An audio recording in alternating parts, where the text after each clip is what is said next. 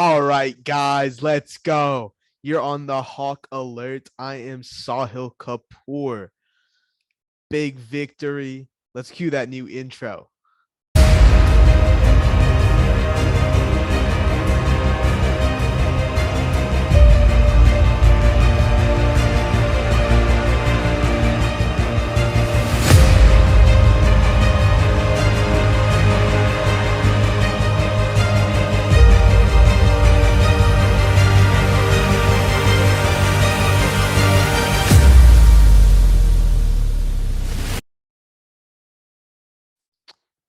Okay, so before we start, make sure to subscribe and follow our social medias. They'll be in the description. If you can't get there, it's at the Hawk Alert, just like the channel name. So, got topics to talk about today. We're going to talk about Seahawks victory. Uh, can the Seahawks still make the playoffs? And Russell Wilson's first home victory this season.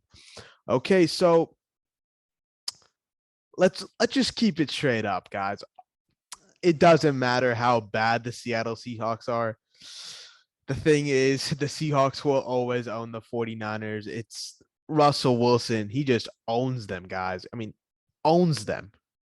He's like 20-3 in the last 8 years or something. Just owns San Francisco 49ers. But let's get into this offense talk. So we saw first possession gutsy call, old school type football from Pete Carroll, fake punt on fourth down, direct snap to Travis Homer, runs it about 70 yards into the end zone. I was not expecting that as a Seahawk fan this season. I don't think that's something Pete Carroll would have done. But I guess, he thought we have nothing to lose. So let's just, run a little fun play. And guess what? Worked, 170 yards for the touchdown. Another thing was it looked like for the first time this season, well, the first 4 games of the season, this offense was cooking with Russ, and then Russ goes down. And now it feels like Seattle's back to this Russ cooking phase. And I think this offense is going to get, going. So let's talk about these playmakers. Got the ball to DK Metcalf and Tyler Lockett way more than last week. Last week they combined for 4 receptions and about 100 yards, but that Tyler Lockett 60-yard bomb, that was pretty much all the yards. But this week they combined for 12 receptions, 128 yards, and a touchdown. And those two dudes, like I said, I've said this, they're the 2 people on the team that you want to get the ball to. They're the 2 best receivers. And I'm happy that Russell Wilson was able to find DK Metcalf more. Happy that Tyler Lockett got a nice touchdown. And it's big improvement from last week for sure, because that offense was struggling after the first quarter last week. So big improvement. Consistency is a big issue in football. Sometimes teams lack consistency, and this game for sure I felt a lot of consistency from the defense and the offense. The offense scored every quarter, and it was way better, right? The offense was just way more consistent. Russell Wilson wasn't just doing like dumb stuff. He wasn't throwing into double coverage, so way more consistent for sure. Gerald Everett, obviously, since we're going to cover the offense, he had probably his worst game of his career. But Seattle fans, let's be honest, he's been a really good player in this offense. I don't think this is gonna continue. I mean, 3 turnovers. He had the two fumbles, and then that interception. Obviously, that was like given to Russell Wilson, but we all know that was his fault. He dropped it in the end zone. But yeah, Gerald Everett did kind of make it tough for Seattle because he didn't get into the end zone he fumbled on the 1-yard line, and then he dropped it in the end zone. So obviously with those 2 points, you have a 21-point lead. Instead, it got down to the last few seconds, but it's fine. Still got the win, right? Just want to, talk about this trick play, right?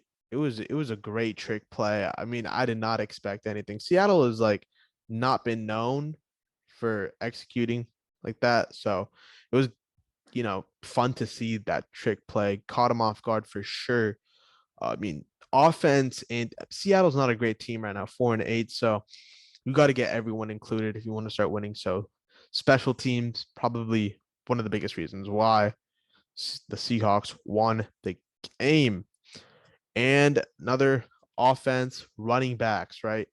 Running backs weren't amazing on Sunday, but there were moments where every single running back played a big role, right? Travis Homer's fake punt, don't have to go that deep. We've talked about it, right? 70-yard run. Penny picked up that 27-yard reception.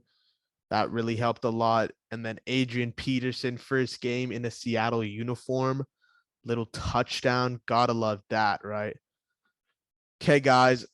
So let's get into the defense before the offense did play a nice game, but the defense did come up big at the end. And if you haven't, make sure to follow the Twitter and the Instagram. They'll be in the description below. If you can't access that, it's the Hawk Alert. Again, the Hawk Alert, just like the channel.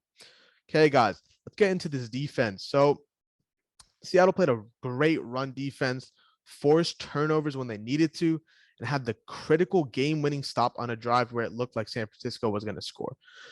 And that drive, got the ball to IU, good running from Mitchell, and it looked like they were going to score, and then they came out big on fourth down. So gotta love that because, Seattle, I'm saying like last week even, I think the Niners would have scored. I mean, the way that Seattle was playing, but definitely came up big, and that was very nice. Big shout out to Quandre Diggs and Bobby Wagner. I mean, the Bobby Wagner interception was nice. Kind of threw it right to him, got it.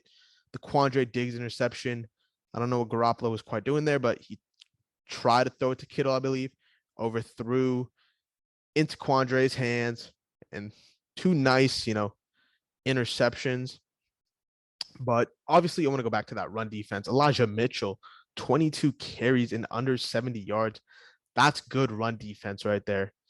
And another running back for the 49ers, prayers out to him. Trenton Cannon was injured on the first play of the game.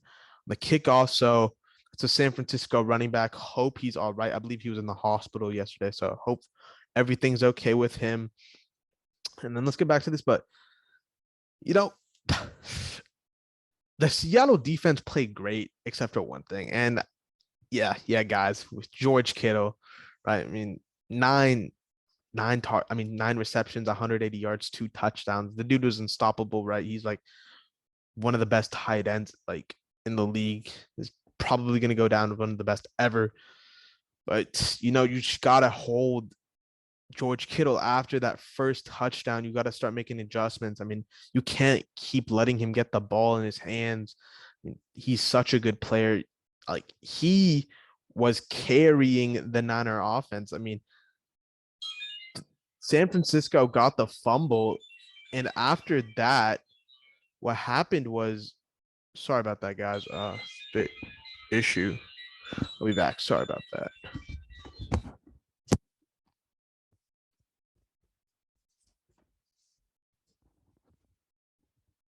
So, guys, sorry about that.